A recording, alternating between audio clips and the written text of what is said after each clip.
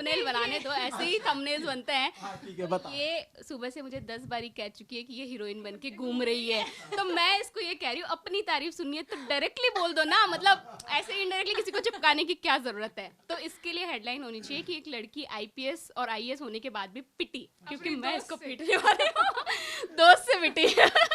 तो मैं इसको ऐसा सच में है क्या? नहीं, ये तब से एकदम टिप टॉप होके घूम रही है कि लल्लन टॉप वाले आएंगे। अब मैं इसको कह रही हूँ फुल हीरोइन बन के घूम रही है लड़की, खूबसूरत तो ये है ही। ये जो दो आप चुलबुली सी बालिकाओं को देख रहे हैं, ये कल को एक बनेंगी जिले की कप्तान डीएम और एक बनेंगी कस्टम कमिश्नर, जीएसटी कमिश्नर, या पता नहीं क्या क्या पद होते हैं। ये इनका परिचय जो ज़्यादा मुस्कुरा रही हैं, जिन पे ताने कसे जा रहे हैं, ये दिव्या हैं। इनकी यूपीएससी में रैंक आई है कितनी? 89, 105। यूपीएससी में 105। और ये मुदिता है, मुदिता की रैंक आई 381। तो मैं जो है 2 यूपीएससी क्वालिफाई कर चुकी बच्चियों के साथ बैठा हूँ, और इनकी जो हंसी मजाक वाली बातें हो रही थी, इसको अब हम विस्तार देंगे। तो मैं ये नहीं, पहले नहीं पूछना शुरू कर दूंगा कि कितने घंटे पढ़ा, ये बताओ कि आज क्या क्या हुआ। आज ये हुआ, मतलब मुझे पता था कि रिजल्ट आने से पहले बहुत धक धक होगी, तो मैं सोई सुबह हूँ ताकि रिजल्ट आने से पहले मैक्सिमम नींद ली जाए। तो बस उठने के बाद कुछ नहीं, ज़्यादा मौका मिला नहीं था धक धक होने का, तुरंत रिजल्ट आ गया था। बस उसके बाद केक मिठाई ठूसे और कुछ नहीं किया। अच्छा, ये देखो, मुदिता के कमरे में बहुत सारी मिठाइयाँ और केक भरे पड़े हुए हैं। इन्होंने हमें भी ऑफर किया है, लेकिन हमने कहा पहले इंटरव्यू कर लिया जाए, क्योंकि जब हम ये इंटरव्यू रिकॉर्ड कर रहे हैं तो रात के 12 से ज़्यादा बज चुके हैं, क्योंकि हम इनकी कवरेज में बिजी थे और ये लोग भी बिजी थे। सुबह से करीब 200-400 कॉल तो रिसीव कर ली होगी। हाँ, इतने तो आए हैं, अभी तो पेंडिंग में भी बहुत हैं। तो इब बेरा पाटेगा, इब क्या मेरा फटेगा। क्या मतलब होता है इस लाइन का? मतलब अब पता चलेगा। अब पता चलेगा। ये हरियाणा की है। राजस्थान में कैसे बोलते हैं, अब ठंडा पड़ी। इतना इतना कितना समझ रहे हो आप? हमारा तो फिर भी समझ में आ रहा है सर, इसका बिल्कुल नहीं आ रहा है। क्यों नहीं समझ में आ रहा है? पता नहीं, मेरे को तो नहीं आ रहा क्या कह रहे। अब ठंडे ठा पड़ी। अच्छा, मुझे नहीं आती होगी शायद। ये हरियाणा से हैं, ये राजस्थान से हैं, और इब बेरा पाटेगा बड़ा हरियाणा में चलन है। लोग, मेरे 1-2 दोस्त हैं, वो बोलते हैं कुछ कुछ, तो मैंने वो लाइन दिव्या पे चेप दी कि ये मुझे भी हरियाणवी थोड़ी सी आती है। तो जैसे घर पे बातचीत हुई तो क्या बात हुई? घर पे मेरी मम्मी तो निश्चिंत थी कि तुम्हारा तो होना ही ये था। मेरी मम्मी तो ऐसे थी, नहीं, जैसे मम्मी ने बताया वैसे बताओ हरियाणवी में। मम्मी तो ये कह रही थी कि हमने तो बेरो है, तेरो तो होना ही है, तो तू ही दुखी हो रही थी। हम तो एकदम वो था कि हाँ हो गई तेरो। मैं कहा, फिर भी मुझे तो थोड़ी सी टेंशन थी कि पता नहीं, क्योंकि इस बार प्रेशर भी था कि I am already N IPS officer, तो मुझे था कि अगर इस बार नहीं होगा तो लोग ये कह देंगे कि क्या पता ऐसे ही फर्स्ट टाइम में, तो वो थोड़ा प्रेशर हो जाता है। तो मैंने तो आज सुबह से कुछ नहीं खाया है। अब मैंने केक वेक जो मिठाई सर ने खिलाई। इनको जरा केक वेक खिला दीजिए भाई। ये सुबह हमने बस वही खाए सुबह से, केक मिठाई, बस। दिव्या की कहानी इसलिए दिलचस्प है कि दिव्या 22 साल की उम्र में आईपीएस बन जाती हैं और 23 साल की उम्र में आईएएस क्वालिफाई कर लेती हैं, और अब जो है आप एकदम से सोशल मीडिया पे सब जगह दिव्या दिव्या, और पूरा हरियाणा जो है। वो मेरे नाम से फेक चीजें भी चलती हैं। क्या? मोस्ट डिमांडिंग बैचलर है वो भी, मोस्ट डिमांडिंग बैचलर है वो। अच्छा। वो स्वयंवर करवाएंगी अब। ये मजे ले रही है और कुछ नहीं है। तो दोस्त तो मजे लेंगे ही ना। हाँ, ये ऐसे मजे ले रही है, ऐसा कुछ नहीं। ये परेशान करती है क्या? नहीं, मैं बहुत सीखती हूँ इससे, बहुत मैच्योर लड़की है ये। देखो, फट से जो है गियर चेंज कर लिया है। नहीं, ये सही में मैच्योर है। अच्छा, और बहुत सारे रिश्तेदारों के फोन आए होंगे दिव्या? हाँ, उनके तो आए। आज तो रिश्तेदार भी बढ़ गए होंगे। हाँ, वो पिछली बार भी बढ़ गए थे, तो इस बार और बढ़ गए इस बार। हाँ, ये तो है ही रिश्तेदार। मुदिता, आपके 7 पीढ़ियाँ सारी निकल के आ गई हैं। सारे निकल के आ गए। क्या क्या मैसेज फोन आ रहे हैं?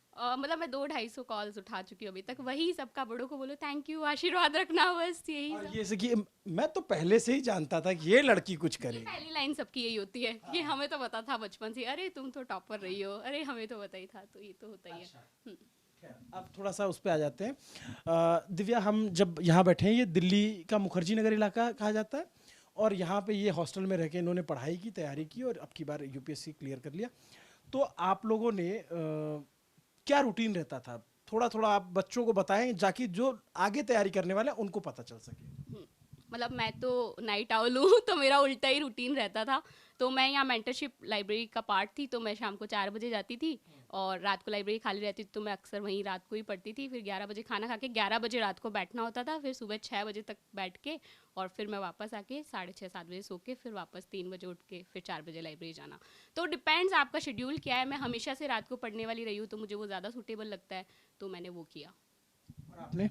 मैं तो दिन में पढ़ने वाली लड़की हूँ, फिर भी मेरे डार्क सर्कल हो गए हैं, इसके तो हो भी नहीं रहे हैं। ये अलग कंपटीशन चल रहा है। ये कंपटीशन आज से ही हुआ है, इससे पहले नहीं था, आज सुबह से हो रहा है बस ये आज दोपहर से।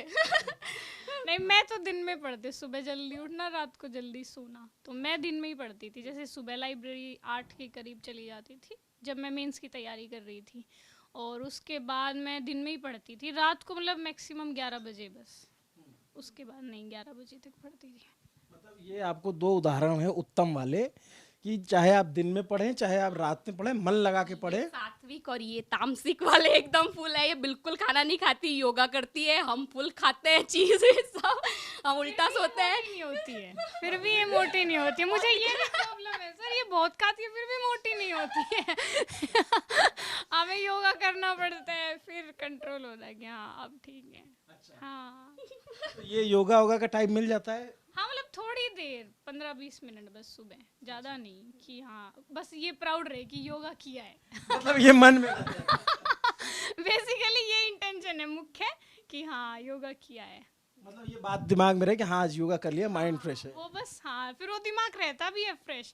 जिस दिन नहीं करते उस दिन लगता है आज तो योगा नहीं किया, आज तो पढ़ाई ढंग से नहीं होगी। और आपका मुदिता कुछ इन सब चीजों से वास्ता? दूर दूर तक नहीं। तो कभी दिव्या से मोटिवेट नहीं हुई? नहीं ऐसे गलत मोटिवेशन नहीं लेते हम। देख रहे हैं आप? अच्छा है, मतलब और पढ़ाई में कैसा कोऑर्डिनेशन आप लोगों का रहा? हम अभी मिले हैं, मतलब कि हम इंटरव्यू इस के बार। दौरान हमने बात करना शुरू की थी, बस उससे बड़े पक्के दोस्तों के इतने कम टाइम में पता था? हाँ हो गए अब तो।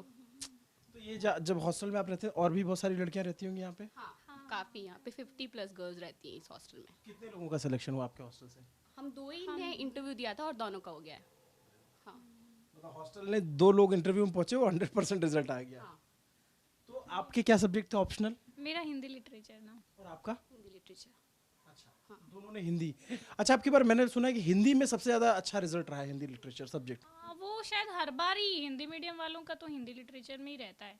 इस बार भी वैसा ही, लगभग 30 सिलेक्शन है हिंदी लिटरेचर से। तो दिव्या आपकी स्कूलिंग कहाँ से हुई?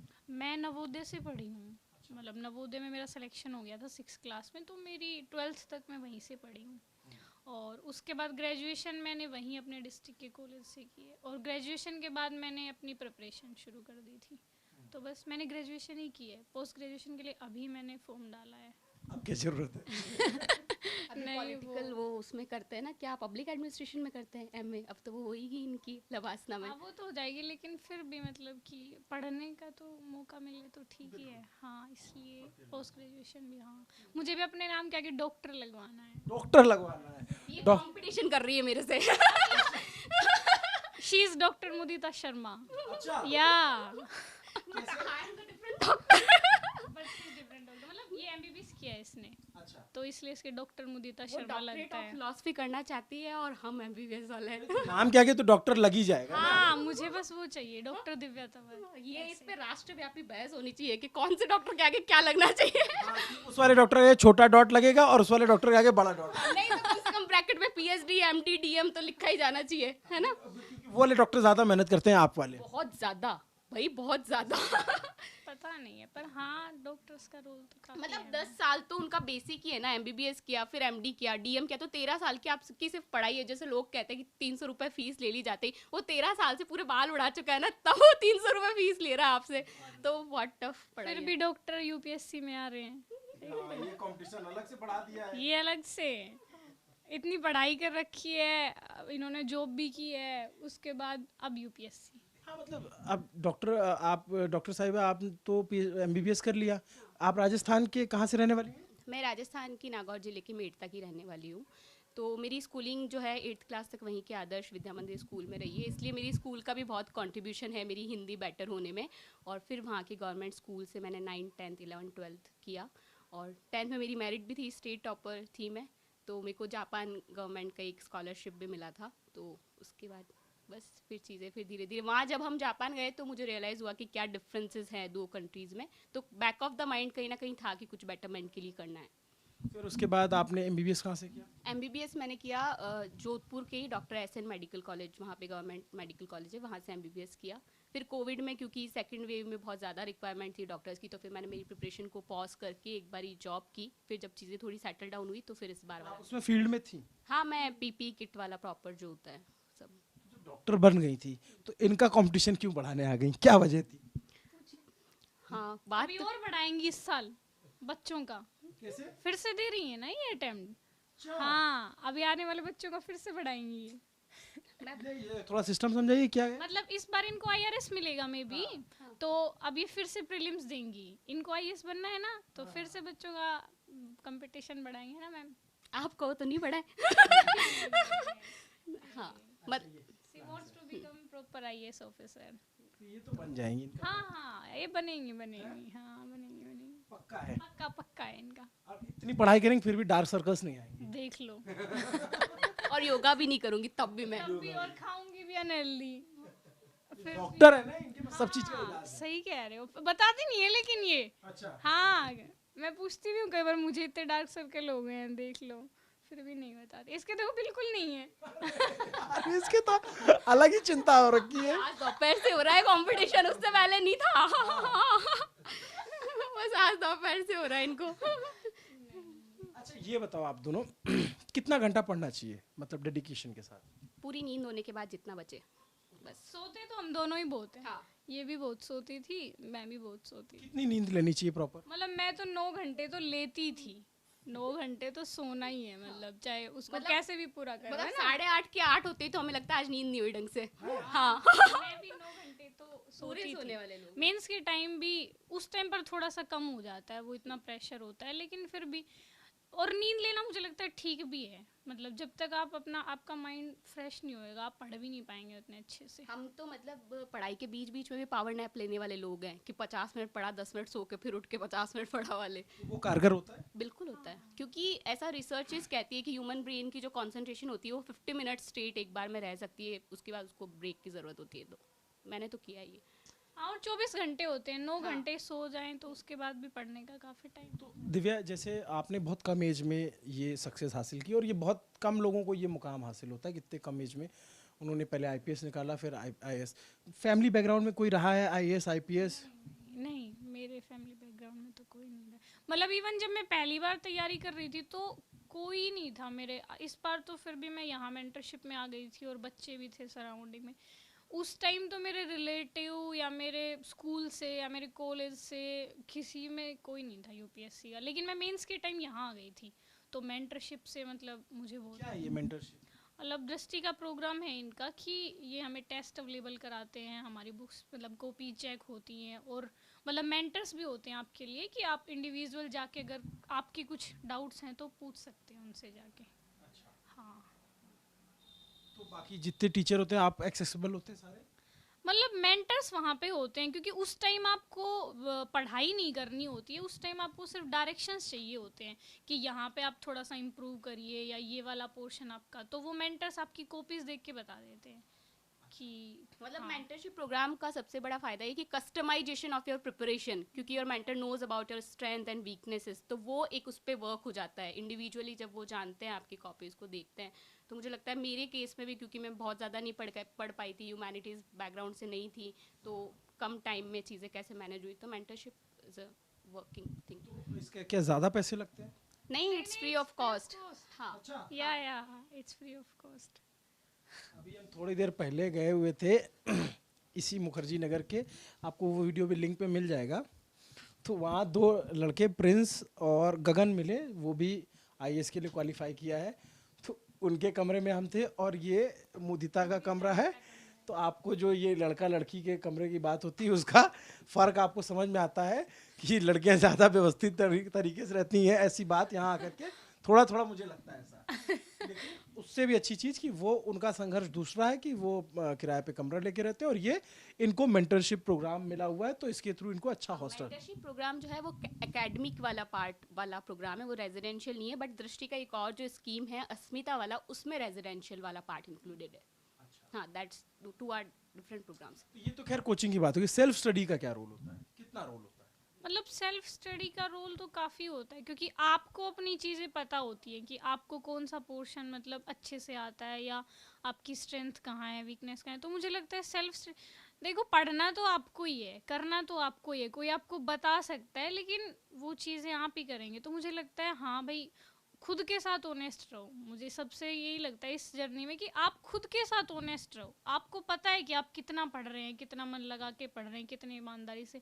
तो अगर आप खुद के लिए ऑनेस्ट रहेंगे तो मुझे लगता है कि आपको वो मतलब पे ऑफ होगा आपको, आपकी मेहनत का। तो पढ़ाई के अलावा जैसे सोशल मीडिया हुआ या फिर मूवीज देखना हुआ, ये सब इस पढ़ाई में हो पाता है? प्रॉपर तरीके से मैं तो प्रॉपर एक्सट्रोवर्ट इंसान हूँ। सोशल मीडिया वाली एग्जाम से एक दिन पहले भी मीम पोस्ट करती हूँ मैं, मेरे को कोई लोड नहीं है। बढ़िया एकदम मैं सारे सोशल मीडिया हैंडल्स पे एक्टिव रहती हूँ। और बस इट डिपेंड्स कि आप क्या कर रहे हो। अगर आप कंटिन्यूसली 1-2 घंटे चैट ही कर रहे हो तो वो आपके लिए हार्मफुल है, बट आप अगर लेस इंटरेक्टिव चीज़ें कर रहे हो और खुद को एक्सप्रेस करने के लिए उसको यूटिलाइज कर रहे हो तो social media helps a lot.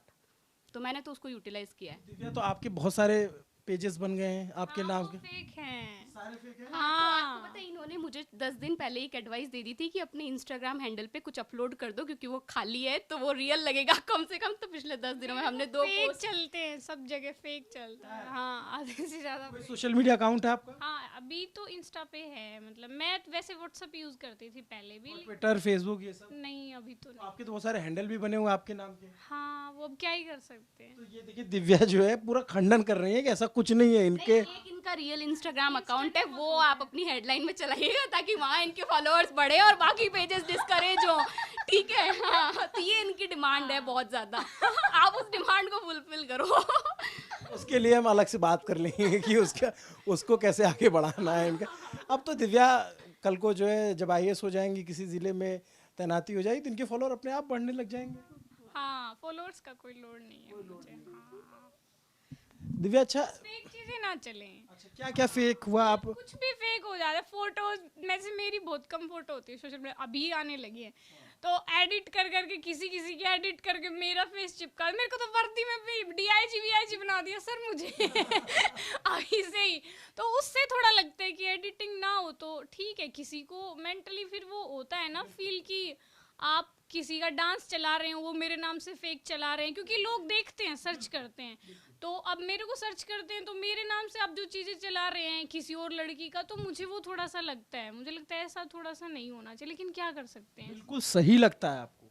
ये नेगेटिव इफेक्ट्स हैं। बिल्कुल सही लगता है। और जो लोग भी ये काम ना करें, डांस एडिट ना करें। मेरे को तो डांस आता भी नहीं है। मेरे को तो हमने तो अब भी डांस नहीं किया पार्टी में भी। हाँ, पार्टी हुई आप लोगों की? बस खाने पीने की हुई। ऐसा मतलब क्योंकि प्रीलिम्स आ रहा है तो लड़कियां यहाँ पे सब प्रीलिम्स वाली, तो हमने सोचा कि डिस्टर्ब ना करें। सबको मिठाई खिला दी? हाँ, मिठाई सबको खिलाई। गाइडेंस अब प्रॉपर रहेगा इनका? हाँ, प्रॉपर गाइडेंस रहेगा। एक जो बहुत ज़रूरी बात दिव्या ने कही है कि ये जो सोशल मीडिया पे आजकल फेक चीज़ों का चलन है कि कोई अगर किसी का नाम हो गया, दिव्या आज जहाँ भी हैं अपनी पूरी मेहनत से हैं, पूरी दमदारी से हैं, पूरी ईमानदारी से हैं, बहुत ही सामान्य बैकग्राउंड से आती हैं और उसके बाद ये मकाम हासिल करने के बाद ये आपको कतई इजाज़त नहीं देती कि आप इनकी फ़ोटोज़ को मॉफ करें, आप इनकी फ़ोटोज़ को एडिट करें या फिर वीडियो अपने लाइक्स एंड शेयर बढ़ाने के लिए करें। दिव्या की अपनी पर्सनल आइडेंटिटी है और अगर आप कुछ भी शेयर करते हैं या कुछ भी डालते हैं तो अगर आपको लिखना पढ़ना है तो दिव्या की ओरिजिनल फोटो के साथ लिखिए, दिव्या को शुभकामनाएं दीजिए। लेकिन इस तरीके की चीज़ें तो मुझे मेंटली भी कभी कभी बहुत फील होता है कि आप कुछ भी चला रहे हैं, कोई भी डांस चला, मतलब थोड़ा वल्गर भी जो होता है कि क्योंकि भाई आई एम एन ऑफिसर, तो वो डिग्निटी मुझे खुद को ही मेंटेन कर। लेकिन जो फेक चीज़ें चल रही हैं, ऑफिसर के अलावा भी आप एक लड़की हो, एक महिला हो और उसका व्यक्तिगत एक सम्मान होता है। पर्सन ही आप डिजर्व करती है। हाँ, तो मुझे लगता है कि सिर्फ इसलिए कि आप थोड़े से फेमस हैं, लोग आपको सर्च कर रहे हैं, तो मुझे ऐसा लगता है कि मेरे को मेरी पढ़ाई के लिए, मेरे सिलेक्शन के लिए, इन सब चीज़ों के लिए ज़्यादा जाना जाए, उसके लिए सर्च किया जाए। और मैं तो यूट्यूब का कोई मेरा चैनल नहीं, लेकिन मेरे नाम से इतना फेक सब कुछ, वो ठीक है कि आप अगर बच्चों को मतलब मेरी चीज़ें दिखा रहे हैं, मतलब मेरे स्ट्रेटजी के बारे में, वो ठीक है, लेकिन ऐसी चीज़ें ना करें जिससे मुझे प्रॉब्लम हो, कि मेरी फ़ोटो एडिट कर रहे हैं, किसी की भी फ़ोटो पे मेरी फ़ोटो डाल रहे हैं, तो बस इसीलिए। ये आजकल कुछ लोगों को ज़रा बड़ा बेफजूल का रोज़गार मिला हुआ है कि कोई बच्चा सक्सेस हो जाए या कोई व्यक्ति सक्सेस हो जाए तो उसके नाम से फेक चीज़ें बना के बनाना। और हमारी निजी राय भी है, हमारे संस्थान की भी राय यही है और समाज की भी राय यही है कि ऐसा नहीं होना चाहिए। इससे किसी भी बच्चे के मानसिक असर पड़ता है और उसके अगर इतना डेडिकेशन ना हो तो कई बार उसके रिजल्ट में भी उसका फ़र्क नज़र आ जाता है। तो दिव्या, अभी जैसे अब आपका सिलेक्शन हो गया, घर वाले खूब खुश होंगे, मम्मी से बात हो रही होगी और भी लोग तारीफ कर रहे होंगे। कभी ये सोचा था कि इतने कम एज में ये सक्सेस मिल जाएगी?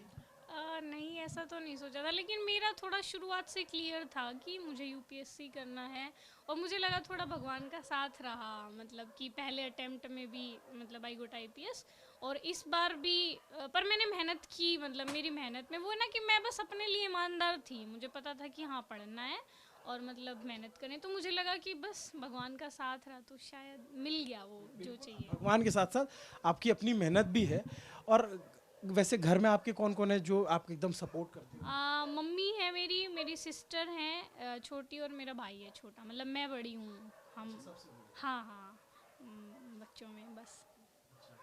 ये देखिए, मतलब आप इनके आंखों में चमक देख सकते हैं कि इन्होंने कुछ हासिल कर लिया है। तो मैं देख रहा हूँ बीच बीच में ना आपका जो है हरियाणवी निकलने को आता है, ऐसा होता है? बल्कि मुझे तो लोग ऐसे कहते हैं मैं हरियाणा से लगती नहीं हूँ। किसने कहा? हाँ, कहते हैं किसने कहा? प्रॉपर लगती है। नहीं नहीं, पर मुझे ऐसा सुनना ही नहीं है कि मैं हरियाणा से नहीं लगती हूँ। मुझे सुनना है कि मैं हरियाणा से लगती हूँ, मतलब वो चाहिए मुझे एरोगेंसी। और जब मैं आईपीएस थी तो मुझे बहुत, मैं कोशिश करती हूँ कि थोड़ा, लेकिन हो ही नहीं पाता है सर एरोगेंट, मतलब कि क्योंकि हरियाणा में मतलब लड़कियां थोड़ी बोल्ड होनी चाहिए, मुझे ऐसा लगता है, और मैं हूँ, लेकिन लोगों को लगती नहीं हूँ। ऐसे कहते हैं आपकी आवाज़ से नहीं लगता, आपके उससे नहीं लगता। वो शायद इसलिए हो सकता है कि मैं बाहर पढ़ी हूँ, थोड़ा हॉस्टल में रही हूँ, तो शायद ये हॉस्टल में जब आपने बोला तो लगा। हाँ, ये लगा कि आप हॉस्टल में। ये आई एम प्राउड, मतलब मैं अपनी मतलब लैंग्वेज पे, बहुत अच्छा लगता है। हाँ। आपकी रीजनल टच आना चाहिए ना। हाँ मुझे अच्छा, एक मज़ेदार चीज़ ये है कि जैसे हरियाणा पहले थोड़ा सा रूढ़िवादी स्टेट माना गया, या फिर और भी कई सारे स्टेट हैं, लेकिन उससे आप देखो कि लड़कियां कितना बेहतर कर रही हैं, चाहे ओलंपिक में हो, चाहे एथलीट हो, चाहे, और अब जो है दिव्या जैसी लड़कियां भी निकल रही हैं। तो फिर हरियाणा को तो पूरा प्राउड होगा ही, पूरे इंडिया को आप पे प्राउड है। इट्स माय ऑनर कि हाँ ऐसा है। बस ये आपकी दोस्त को थोड़ा सा दिक्कत है कि जो मुझे नहीं, इनको मुझसे समस्या है, मुझे नहीं समस्या है इनसे। तो मुदिता, आपकी फैमिली में कौन कौन है? मेरे ग्रैंडफादर अभी एक्सपायर हो गए, तो he has been my inspiration. और मेरी दादी जी हैं, और मेरे फादर हैं जो कि प्रिंसिपल है, मेरी मदर हाउसवाइफ हैं, but both my parents have sacrificed many things. मतलब वो पूरी पूरी रात जगने वाले लोग हैं कि बच्चा पढ़ रहा है तो हम पूरी रात ऑल्टरनेट जगेंगे, पहले मम्मी फिर पापा, रात को बनाना खिलाना वाला टाइप्स। तो हमारे घर का माहौल शुरू से पढ़ाई वाला ही रहा है। मतलब उन्होंने एक ट्रिप भी नहीं किया है आज तक इन एंटायर लाइफ, क्योंकि उन्होंने अपनी पूरी ज़िंदगी अपने बच्चों पे वो की है, और वो फ्रूटफुल भी हुआ है। हम 4 भाई बहन डॉक्टर हैं, एक इंजीनियर है, तो मेरे फादर का जो सपना है उसको हम पूरा और करेंगे। एक आईआरएस हो गई है, 4 में से डॉक्टर में से माइनस हो जाएगा ना, अब आईआरएस वाले में आ जाएगा। और ये भी है कि मेरे पापा खुद सिविल सर्विसेज की प्रिपरेशन कर रहे थे, बट तब उनका लेक्चरर में हो गया तो वो उसको कंटिन्यू नहीं कर पाए, तो he has been more happy कि मेरी बेटी ने कर दिया है। और एक शिक्षक के लिए इससे ज़्यादा खुशी की अनुभूति क्या हो सकती है कि उसकी बेटी जो है और उसके बच्चे इतना अच्छा कर रहे हैं शिक्षा में। खैर, अब आप लोगों की ट्रेनिंग होगी, ट्रेनिंग के बाद आपका ग्राउंड पे काम करने का मौका मिलेगा। बहुत अभी ये पूछना ना कि आप भविष्य में क्या करना चाहते हो, ये बड़ा क्लीशे सा सवाल हो जाएगा, लेकिन बेसिक सा है कि आप थॉट क्या रखते हो, मतलब समाज के लिए किस तरीके की सोच रखते हो कि इसको किस तरीके से आगे ले जाना है? मुझे बेसिकली मतलब मेरे जो माइंड में है कि मैं तो बेसिकली महिलाओं के लिए काम करना चाहती हूँ, मतलब क्योंकि मैं गांव में रही हूँ और क्योंकि मैं अपनी मदर के बहुत क्लोज हूँ, तो मैंने उनकी जो प्रॉब्लम्स देखी हैं, मतलब एज ए गर्ल मैंने अपनी प्रॉब्लम्स देखी हैं जो, तो मुझे ऐसा लगता है कि मैं मतलब मेरा सारा फोकस वहीं, मैं चाहती हूँ कि मैं वहीं रखूँ उनके। और चूँकि मैं हरियाणा से हूँ, हमारे वहाँ पे थोड़ा सा है, मतलब अब तो खैर काफ़ी चेंज हो रहा है, लेकिन थोड़ा सा लड़कियों को लेके रहता है कि मतलब बस थोड़ा पढ़ाओ ऐसे। तो मैं चाहती हूँ कि मतलब मैं उनके एजुकेशन पे, हेल्थ पे वहीं काम करूं, मतलब एकदम ग्राउंड लेवल पे। मतलब लड़कियों को काबिल बनाना इकोनॉमिकली मुझे लगता है सबसे ज़्यादा, क्योंकि अगर लड़कियां इकोनॉमिकली इंडिपेंडेंट हैं तो मुझे लगता है फिर अपने आप उनका सोशल प्रोग्रेस हो जाता है। तो मैं वहीं काम करना चाहूँगी, कोशिश करूँगी कोई अच्छा, मतलब अगर हरियाणा मिले तो, लेकिन जहाँ भी मिलेगा मतलब मैं कोशिश करूँगी कि वहाँ की महिलाओं की चीज़ों को समझ के और उस हिसाब से काम करूँ। इतनी कमाल की बात कही दिव्या ने। मुदिता, आपके क्या थॉट प्रोसेस है? क्योंकि हेल्थ मेरा बैकग्राउंड ही है, मैंने पढ़ाई है, तो ऑब्वियसली मैं उस नॉलेज को यूटिलाइज और पाइपलाइन करना चाहूँगी ब्यूरोक्रेसी में। और एक मुझे लगता है कि शायद अप्रोच मेरी थोड़ी डिफरेंट रहेगी चीज़ों को लेके। जैसे अगर हम एक एग्जांपल लें तो ऐसा होता है कि जैसे हमने कुछ इम्प्लीमेंटेशन किया, जैसे हमने बोला कि प्लास्टिक बैन करना है, फिर भी चीज़ें सर्कुलेट हो रही हैं। तो मैं मतलब मेरा बेसिक अप्रोच ये रहेगा कि क्यों नहीं हो पा रही है वो, जैसे क्यों वो लोग जो है हेल्दी चीज़ें नहीं ला पा रहे, सस्टेनेबल चीज़ें नहीं ला पा रहे। तो एक अप्रोच का डिफरेंस लेके वाई पे ज़्यादा फोकस करके और चीज़ों को फिर मैं आगे ले जाना चाहूँगी। तो हेल्थ तो मेरा कोर सेक्टर है ही है, और बच्चे मुझे बहुत पसंद है, नहीं तो मैं पीडिया में पीजी करती, तो अब मेरा चाइल्ड डेवलपमेंट की तरफ भी डायरेक्शन रहेगा। दिव्या ना बार बार ऐसे डिब्बा खोल के देख रही है, तुम खा लो अगर तुम्हें भूख लग रही है तो। अपने लिए लाई है ये सर? नहीं, मेरे लिए भेजा गया है ये गिफ्ट, और आप इसमें से खा सकती हैं। बिल्कुल खा सकती है। आज वैसे बहुत ज़्यादा मीठा खा लिया है। कोई बात नहीं, सुबह योगा कर लेने से ठीक हो जाएगा। अब सुबह योगा नहीं होगा, अब सिलेक्शन हो गया है। कि आप आईपीएस बन गई थी तो फिर आईएएस के लिए क्यों प्रिपरेशन की, और आपके पास भी आऊंगा कि आप आईआरएस बन गई तो आप क्यों आईएएस बनना चाहती, अब आप पहले बता दें। नहीं, मुझे तो शुरुआत से ही मतलब आईएएस ही बनना था। मतलब जब मैंने प्रिपरेशन स्टार्ट की तो मैंने आईएएस के लिए सोचा था कि मुझे आईएएस बनना, क्योंकि मुझे ऐसा लगता है कि क्रिमिनल्स को हैंडल करने से ज़्यादा मुझे डेवलपमेंटल वर्क करने में ज़्यादा इंटरेस्ट है। मतलब मैं चाहती हूँ कि मतलब मैं पॉलिसी बनाऊँ, मैं ऐसे डिसीजंस लूँ कि मतलब लोगों की लाइफ में कुछ इम्प्रूवमेंट हो सके। तो मुझे लगता है मेरी पर्सनैलिटी आईएएस के लिए ज़्यादा अनुकूल है, तो इसलिए। तो आप आईएएस बन गई। हाँ, हाँ मोदिता, आप बताओ। मतलब मेरा आइडिया ये है कि बेसिकली हम लोग ना हेल्थ की वो डेफिनेशन पढ़ते थे कि हेल्थ क्या होता है, तो होती थी कि फिजिकल, मेंटल और सोशल वेल बीइंग की जो बात होती है वो हेल्थ होती है। तो जैसे मेडिकल फील्ड भी है तो उसमें सिर्फ फिजिकल और कहीं ना कहीं थोड़ा मेंटल उस पर बात होती है, लेकिन सोशल वेल बीइंग की बात हम नहीं करते हैं। तो मैं हेल्थ के उस एस्पेक्ट पे वर्क करना चाहूँगी। और हेल्थ क्योंकि मेरा बैकग्राउंड है, तो जैसे राजस्थान मॉडल रहा है, जैसे जेनेरिक मेडिसिन राजस्थान लेके आया, तो वैसा कोई एक ऐसा डेवलपमेंटल चेंज जो सिग्निफिकेंट कॉन्ट्रीब्यूशन कर सके इंडिया के हेल्थ सेक्टर में, तो वो ब्यूरोक्रेसी के थ्रू ही पॉसिबल है, वो केवल मेडिकल के थ्रू पॉसिबल नहीं है। तो इसीलिए मैं अपग्रेड ही करना चाहूँगी अपने आप को। और विकास सर ने कहा भी है कि नौकरी तो बस आईएएस ही है, बाकी तो सब नौकरियां हैं। हाँ। कहते हैं सर ने किसी, वो बहुत मतलब चलता है लोगों में कि नौकरी तो बस भारत में एक आईएएस ही है, बाकी तो नौकरियां हैं। नहीं ऐसा तो नहीं है, सारी नौकरी की अपनी अपनी बात होती है। हाँ, वो तो फिर खुद बन जाते हो तो फिर थोड़ा कहना पड़ता है। ये हो सकता है, ये हो सकता है। मतलब मेरा पर्सनली डिफरेंट थोड़ा मानना है। मतलब एक स्वीपर भी अगर वो कंट्रीब्यूट कर रहा है, या मेट्रो पे कोई गार्ड भी अगर कंट्रीब्यूट कर रहा है, तो वो अपनी कैपेसिटी में बहुत ज़्यादा अच्छा कंट्रीब्यूट कर रहा है। तो सब अपनी कैपेसिटी का फुल्ली पोटेंशियल को यूटिलाइज कर पाए, वो नौकरी ज़्यादा बेटर है बजाय कि आप किसी और को एम कर रहे हैं। तो मेरा थोड़ा डिफरेंट इस पर। हाँ, हो सकता है। मैं भी ऐसा नहीं कह रही हूँ कि कोई काम गलत, छोटा है, बड़ा है। मेरे बस कहने का मतलब है कि सर का ऐसे चलता है और हम सर के फॉलोवर हैं, तो थोड़ा सा मतलब वो बस ऐसे ही सबकॉन्शियस माइंड में रहता है। बहुत दिलचस्प है, दोनों से बातचीत की हमने और कितने सहज तरीके से बात की, कैसे इन्होंने तैयारी की उस पर भी बात हुई, और इनका जो थॉट प्रोसेस है उस पर बात हुई, जो इनके चैलेंजेस हैं उस पर भी बात हुई। और बहुत बेबाकी से दिव्या आपने भी और मुदिता आपने भी बात रखी। ललन टॉप के जो भी दर्शक ये वीडियो देख रहे हैं, वो मुझे उम्मीद है कि वो आप दोनों की बहुत सराहना करेंगे, क्योंकि इतना बोल्ड होकर के खुल के बात करना, अपनी चीज़ों को रखना बेहतर तरीके से, ये बहुत ही आसान चीज़ नहीं होती है। कई बार होता है कि आप बोलते अच्छा हो लेकिन कैमरा ऑन होता है तो लोग नहीं बोल पाते, लेकिन आप दोनों ने एकदम बढ़िया शुरुआती, एकदम बढ़िया है, और दोनों वाचाल तरीके से लड़ते हुए आप लोग ऐसे हंसते मुस्कुराते रहें, समाज के लिए, देश के लिए, अपने प्रदेश के लिए कुछ ना कुछ अच्छा करते रहें, ये आपको शुभकामनाएं हैं। और आपके जितने साथी हैं इस हॉस्टल के, उनके भी कमरे में इसी तरीके की मिठाई अगले बरस आए, इसकी भी हम कामना करते हैं। ये वीडियो आपको कैसा लगा कमेंट करके ज़रूर बताइए। हम हम भी इस वीडियो को लास्ट में वो करना चाहेंगे कंक्लूड कि लल्लन टॉप हम देखते हुए बड़े हुए हैं, तो लल्लन टॉप पे आना हमारे लिए भी प्रिविलेज है, तो हमें बड़ा अच्छा लग रहा है। हाँ आप भी लल्लन टॉप हाँ मैं देखती हूँ, विकास सर का आपने इंटरव्यू लिया वो देखा, एक ईरा सिंगल मैम का है आपके उस पे वो देखा, तो मैं भी देखती हूँ। लल्लन टॉप के लिए भी ये कमाल की बात है। इसी नोट पे हम ये वीडियो ख़त्म करते हैं।